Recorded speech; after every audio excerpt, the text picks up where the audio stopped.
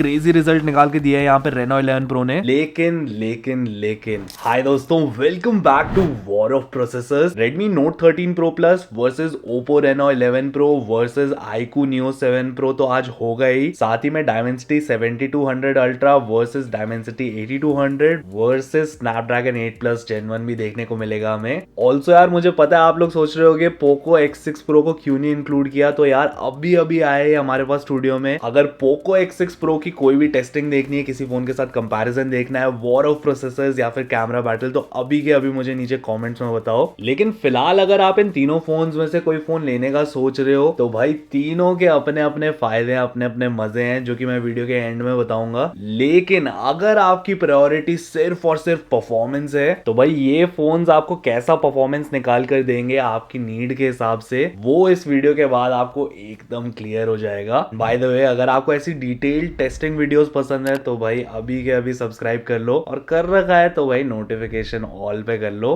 फटाफट से आपको टेस्टिंग के रूल्स बता देता हूँ। तीनों फोन्स 100% चार्ज हैं, ब्राइटनेस भी सबकी मैक्स आउट कर रखी है, तीनों सेम वाईफाई नेटवर्क से कनेक्टेड हैं, एयरप्लेन मोड भी मैंने सभी में ऑन कर दिया है, रिफ्रेश रेट को भी मैक्स आउट कर दिया है। तीनों फोन्स में 120 हर्ट्ज का मिलता है, तीनों फोन्स में यहाँ पे परफॉर्मेंस मोड भी ऑन है, और तीनों ही फोन्स अपने लेटेस्ट सॉफ्टवेयर अपडेट पे रन कर रहे हैं। पूरे 2 घंटे के लिए सॉलिड टेस्टिंग करेंगे तीनों डिवाइस के CPU, GPU और रियल लाइफ परफॉर्मेंस की। एंड साथ ही में टेंशन मत लेना, हीटिंग और बैटरी ड्रेन भी चेक किया जाएगा। शुरू करते हैं वार्म अप से। Geekbench का एक राउंड तीनों ही फोन्स में रन करते हैं।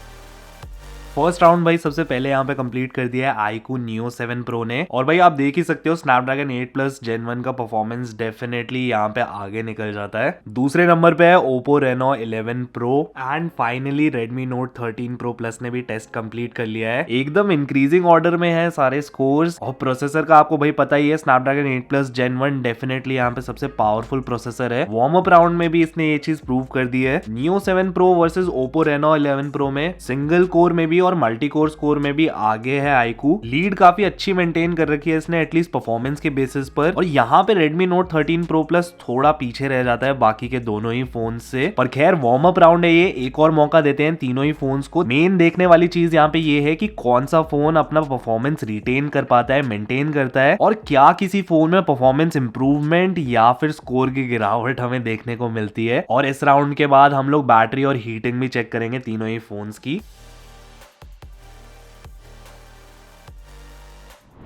तीनों फोन्स ने अपना सेकंड राउंड भी कंप्लीट कर लिया है। सबसे पहले भाई हीटिंग चेक कर लेते हैं, हीटिंग का क्या सीन है। रूम टेम्परेचर अभी हो रहा है 16.6 डिग्री सेल्सियस, बहुत ठंडी हो रही है दिल्ली में। और भाई डिवाइसेस भी आप देख सकते हो काफी ज्यादा ठंडे चल रहे हैं सारे। Redmi Note 13 Pro Plus जा रहा है 26.6, Reno 11 Pro जा रहा है 29.6, और iQOO Neo 7 Pro 25.7। अब भाई ये जो टेम्परेचर्स है ना, ये दिल्ली की कड़क सर्दी के हैं। रूम का टेम्परेचर आप देख लो 16.2 डिग्री सेल्सियस हो रहा है, तो उसी के हिसाब से आप लगा लेना जब गर्मियां होंगी तो कितने गर्म हो सकते हैं डिवाइसेस। फिलहाल तो वैसे कोई मेजर हीटिंग इशू नहीं देखने को मिल रहा है तीनों में से किसी में। पर भाई ओप्पो का जो स्क्रीन ब्राइटनेस है वो यहाँ पे काबिले तारीफ है, बहुत ज्यादा ब्राइट लग रहा है बाकी दोनों के कंपैरिजन में। एक नजर बैटरी पे भी डाल लेते हैं, तो यहाँ पे 99% के साथ iQOO Neo 7 Pro सबसे आगे है। यहाँ पे जो Snapdragon 8 Plus Gen 1 का बैटरी का परफॉर्मेंस है, और इन जनरल जो ट्यूनिंग है इस प्रोसेसर की, वो काफी बढ़िया चल रही है, एटलीस्ट स्टार्टिंग के राउंड्स में। 98% पे Redmi Note 13 Pro Plus, battery efficiency यहाँ पे भी अच्छी है। बस परफॉर्मेंस के मामले में ये पीछे है Oppo Reno 11 Pro से, जो कि अभी 96% पे चल रहा है। बैटरी यहाँ पे थोड़ी तेजी से ड्रेन हो रही है, और इसका एक रीजन इसकी स्क्रीन ब्राइटनेस भी हो सकता है, बाकी दोनों फोन से काफी ज्यादा ब्राइट है ये। बात की जाए परफॉर्मेंस की, तो सिंगल कोर स्कोर तीनों फोन्स ने अपना हल्का सा इंप्रूव किया है, लेकिन भाई यहाँ पे Oppo Reno Pro Plus ने अपना मल्टी कोर स्कोर मेंटेन करके रखा हुआ है, जहां बाकी दोनों डिवाइसेस ने हल्का सा स्कोर ड्रॉप कर दिया है। हालांकि डेली यूजेज में इतना ज्यादा मेजर फर्क नहीं पड़ेगा, बट यहाँ पे ओप्पो ने अपना स्कोर मेंटेन करके रख रखा है। एनीवे, आगे बढ़ते हैं, चलते हैं AnTuTu टेस्टिंग पर। तीनों फोन्स के CPU, GPU, मेमोरी मैनेजमेंट, सब चीज पर फुल पावर जोर डालेंगे, और देखेंगे कि तीनों के प्रोसेसर्स कितने ज्यादा ऑप्टिमाइज्ड हैं इन तीनों ही टास्क के लिए।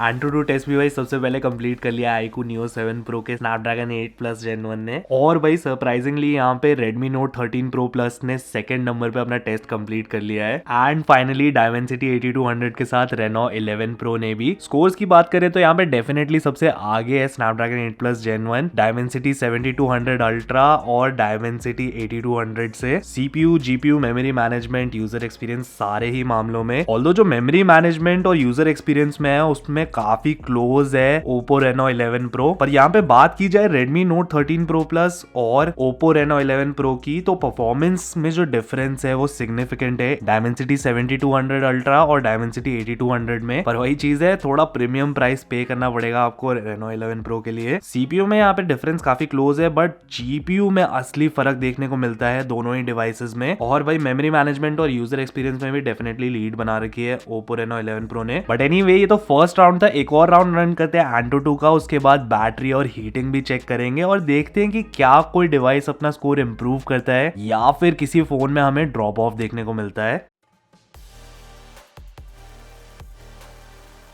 भाई यहाँ पे सेकेंड टाइम भी Redmi Note 13 Pro Plus ने थोड़ा सा जल्दी कंप्लीट कर लिया है टेस्ट को Oppo Reno 11 Pro से। तो तीनों फोन्स ने अपना टेस्ट कंप्लीट कर लिया है। फटाफट से अपने टेम्परेचर भी चेक कर लेते हैं तीनों फोन्स के। रूम फिलहाल हो रहा है 15.8 डिग्री सेल्सियस, सर्दी थोड़ी और बढ़ती जा रही है। Redmi Note 13 Pro Plus जा रहा है 34.7, डिवाइसेस ने गर्मी पकड़ना चालू कर दी है। Oppo Reno जा रहा है 39.8 और iQOO Neo 7 Pro इवन तो इसमें परफॉर्मेंस काफी तगड़ा है पर टेम्परेचर इसका अभी भी आसपास है Redmi Note 13 Pro Plus के। ओवरऑल स्कोर की बात की जाए तो यहाँ पे Redmi Note 13 Pro Plus ने अपने ओवरऑल स्कोर में इंप्रूवमेंट दिखाया है। वहीं बाकी के दोनों फोन्स Reno 11 Pro और Neo 7 Pro ने हल्का सा ड्रॉप ऑफ दिया अपने मेन स्कोर में। ओवरऑल जो स्कोर्स हैं वो काफी सिमिलर सा ही ट्रेंड है। CPU, GPU, memory management, user experience सभी में आगे है Neo 7 Pro। जो गैप है मेनली वो GPU स्कोर्स की वजह से है यहाँ Reno 11 Pro और iQOO Neo 7 Pro में। एंड इवन अगर आप कंपेयर करो Redmi Note 13 Pro Plus और Oppo Reno 11 Pro को, तो GPU का स्कोर यहाँ पे मेनली ये जो परफॉर्मेंस में गैप है वो लेकर आ रहा है। And Redmi Note 13 Pro Plus memory management के मामले में डेफिनेटली बाकी दोनों फोन से तो भाई काफी पीछे है। फटाफट से एक स्टोरेज टेस्ट भी कर लेते हैं तीनों फोन्स का। तो भाई ओवरऑल स्कोर अब आपको दिख रहा होगा Neo 7 Pro का काफी आगे है, लेकिन भाई जो यहाँ पे रीड स्पीड है वो सबसे तेज है Redmi Note 13 Pro Plus की। एंड इवन राइट स्पीड में भी ये सबसे आगे है। बस जो रैम में फर्क है ना उसके चलते थोड़ा सा पीछे रह गया Redmi Note 13 Pro Plus। बाकी बैटरी के मामले में भी काफी क्लोज आ गया Redmi Note 13 Pro Plus iQOO Neo 7 Pro के। 84% पे हैं दोनों, लेकिन Oppo Reno 11 Pro थोड़ी तेजी से बैटरी लूज कर रहा है। एक तो इसकी ब्राइटनेस स्क्रीन की एकदम मेंटेन्ड है जो कि अच्छी बात भी है, पर उसके चलते बैटरी काफी तेजी से लूज हो रही है इसकी। 75% पे है ये फिलहाल। अब भाई ऑलमोस्ट 1 घंटे से लगातार टेस्टिंग कर रहे हैं हम सारे फोन्स की। थोड़ा सा रेस्ट करने देते हैं इनको, कूल ऑफ करने देते हैं, ठंडा होने का मौका देते हैं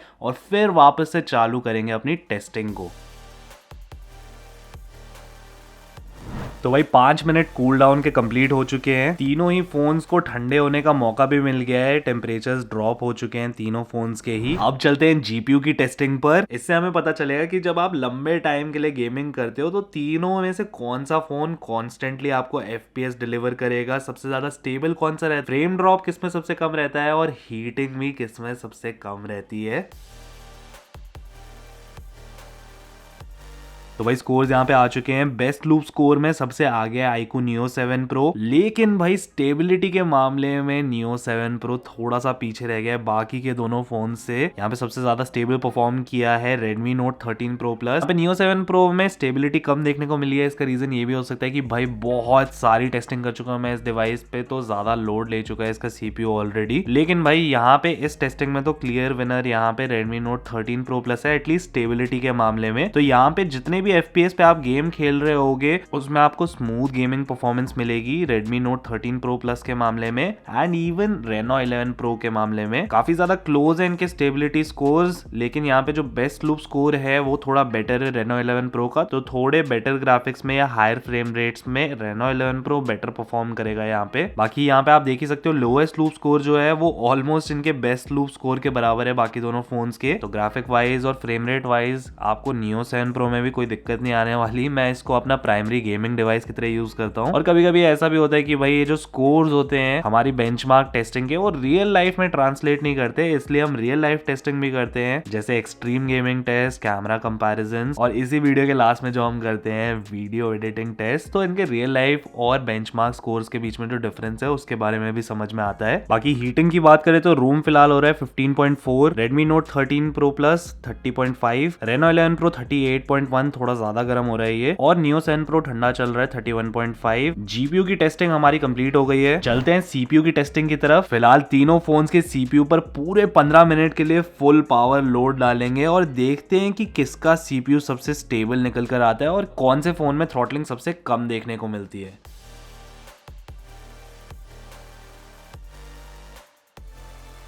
तो वही सीपीयू टेस्टिंग यहाँ पे कंप्लीट हो चुकी है। यहाँ पे हीटिंग सबसे पहले चेक कर लेते हैं। रूम फिलहाल हो रहा है 16 degree Celsius. Redmi Note 13 Pro Plus 35.4 जा रहा है। Reno 11 Pro भाई काफी ज्यादा गर्म हो चुका है, 42 टच कर रहा था ये, और Neo 7 Pro है 38.1 पे। यहाँ पे सबसे ठंडा चल रहा है Redmi Note 11 Pro Plus, लेकिन भाई परफॉर्मेंस भी सबसे ठंडी फिलहाल यहाँ पे। भाई क्रेजी रिजल्ट निकाल के दिया है यहाँ पे Reno 11 Pro ने। नो थर्मल थ्रॉटलिंग डिटेक्टेड बता रहा है हमारा सीपीयू टेस्ट यहाँ पे। फर्स्ट टाइम मेरी टेस्टिंग के पूरी हिस्ट्री में ऐसा कुछ किसी डिवाइस ने निकाल के दिया है। ऑल्दो इसका एक फैक्टर दिल्ली की सर्दी भी हो सकती है, लेकिन भाई ओवरऑल तीनों डिवाइसेस में से सबसे ज्यादा स्टेबल अनडाउटेडली ओप्पो रेनो। यहाँ पे average score definitely iQOO Neo 7 Pro का बेटर है, लेकिन यहाँ पे थ्रॉटलिंग ऑलमोस्ट ना के बराबर दिखी हमें Reno 11 Pro में। अब गर्मियों के मौसम में ये कैसा परफॉर्म करता है उसकी मैं फिलहाल गारंटी नहीं ले सकता। हालांकि हीटिंग डेफिनेटली हमें डिवाइस में थोड़ी ज्यादा देखने को मिली बाकी दोनों के कंपैरिजन में, बट सीपीयू की ट्यूनिंग काफी तगड़ी की गई है यहाँ पे, वो तो एकदम क्लियर हो गया है। बात की जाए Neo 7 Pro की तो भाई परफॉर्मेंस अच्छा है यहाँ पे, थ्रॉटलिंग डेफिनेटली हमें यहाँ पे देखने को मिली, लेकिन फिर भी भाई जो इसका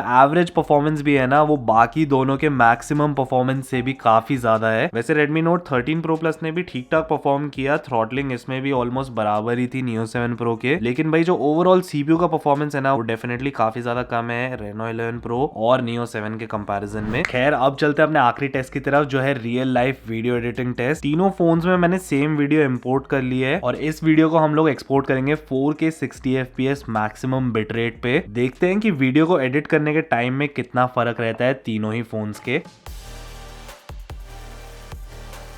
तो भाई यहाँ पे स्पीड में तो डेफिनेटली फर्क है, देख सकते हो 50% कंप्लीट हो गई है यहाँ पे स्नैपड्रैगन 8+ Gen 1 में। डायमेंसिटी 8200 अभी ऑलमोस्ट आधे पे है, 29% हो गई है इसमें वीडियो एडिट, और 17% पे है अभी Redmi Note 13 Pro Plus अपने डायमेंसिटी 7200 अल्ट्रा के साथ। तो भाई यहाँ पे सबसे पहले वीडियो एडिट कर दी है iQOO Neo 7 Pro ने। Reno 11 Pro ने भी अपना टेस्ट कंप्लीट कर लिया है ऑलमोस्ट 5 मिनट बाद, और भाई फाइनली यहाँ पे Redmi Note 13 Pro Plus ने भी एक्सपोर्ट कर दिया अपनी वीडियो। 5 मिनट एक्स्ट्रा लगे Reno 11 Pro को एंड ऑलमोस्ट 11 मिनट एक्स्ट्रा लगे Redmi Note 13 Pro Plus को in comparison to Neo 7 Pro video को एडिट करने में। एक आखिरी नजर बैटरीज पर भी डाल लेते हैं। तो यहाँ पे battery definitely Redmi Note 13 Pro Plus ने सबसे ज्यादा मेंटेन करी है, 60% पे है ये। वहीं परफॉर्मेंस और बैटरी का काफी अच्छा कॉम्बिनेशन देखने को मिला Neo 7 Pro में, लेकिन भाई Reno 11 Pro ने काफी तेजी से बैटरी लूज करी और इन कंपैरिजन टू बाकी के दोनों फोन एंड इन जनरल भी मेरे जो वॉर ऑफ प्रोसेसर वाली सीरीज का पूरा टेस्टिंग रहा है उसमें काफी ज्यादा बैटरी इसमें एग्जॉस्ट हो गई है। यस परफॉर्मेंस मोड इसमें ऑन था एंड ब्राइटनेस भी काफी ज्यादा थी फोन की। स्टिल यूजुअली फोन्स 45% तक ड्रॉप करते हैं, लेकिन भाई इसमें 39% तक ड्रॉप हो गई। अब कंसिडरिंग इसमें बैटरी 4600 mAh की है तो उसका फर्क भी हमें यहाँ पे डेफिनेटली देखने को मिला। तो अब सारी टेस्टिंग आपने देख ली है। Redmi Note 13 Pro Plus में फ्लैगशिप फीचर्स देखने को मिलते हैं, गोरिल्ला ग्लास विक्टस की प्रोटेक्शन के साथ साथ IP68 रेटिंग भी है। ये दोनों फीचर्स तो भाई मिड रेंज डिवाइसेस में मुश्किल ही नसीब होते हैं। प्राइस के हिसाब से डिजाइन इसका मुझे डेफिनेटली बेटर लगा Neo 7 Pro से। बैटरी बैकअप एकदम तगड़ा है, प्लस चार्जिंग भी इसकी 120 वॉट वाली सेम है Neo 7 Pro जैसी। परफॉर्मेंस वाइज डिसेंट है ये कैजुअल गेमिंग के लिए, लो टू मीडियम ग्राफिक्स में कैजुअल गेमिंग आप इसमें डेफिनेटली कर सकते हो। अब Oppo Reno 11 Pro में out of the box Android 14 मिलता है। डिस्प्ले इसकी काफी ज्यादा ब्राइट है, पूरी टेस्टिंग में आपने देखा ही था। एंड वन हैंड यूजेज के लिए इसका फॉर्म फैक्टर मेरे को बेस्ट लगा। डिजाइन भी यहाँ पे इंटरेस्टिंग सा रखा है ओप्पो ने, पर थोड़ा सा स्लिपरी है बिना कवर के। कैमराज में इसको डेफिनेटली एडवांटेज है क्योंकि डेडिकेटेड टेलीफोटो लेंस है इसमें पोर्ट्रेट्स के लिए, और सेल्फी कैमरा ऑन पेपर तो बड़ा है 32 मेगापिक्सल का इन कंपैरिजन टू 16 मेगापिक्सल जो बाकी दोनों फोन्स में है। पर बैटरी और चार्जिंग में डेफिनेटली ये रेडमी और आईकू से पीछे रह जाता है। लेकिन भाई बात करें इसके परफॉर्मेंस की तो भाई ट्यूनिंग जो है यहाँ पे डायमेंसिटी 8200 की